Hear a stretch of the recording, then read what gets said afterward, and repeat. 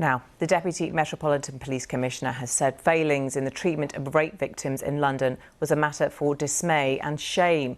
Campaigners have accused the CPS of a secret policy to drop supposedly weak cases to boost conviction rates. We spoke to alleged rape victim Bonnie Turner, who says that London police dropped her case even though her attacker confessed.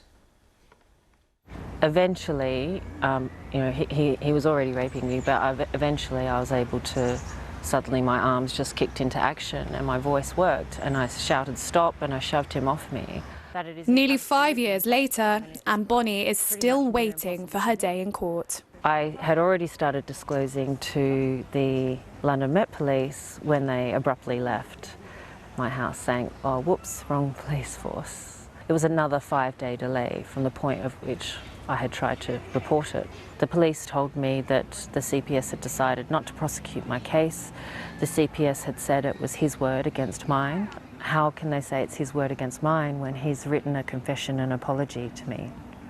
The numbers of people prosecuted and convicted of rape are falling in London. However, many charities are warning the figures don't paint an accurate picture, with many victims reluctant to resort to law because the process is unduly traumatic. They argue that the system is failing victims and accuse the justice system and police of throwing out cases in order to boost their successful conviction rate numbers. Now, the End Violence Against Women campaign have launched a legal challenge against the Crown Prosecution Service. We are looking at the continuation of the effective decriminalisation of rape, and that means an ongoing effective message to perpetrators that you can get away with this, that when you target certain groups of women and girls, you'll get away with it.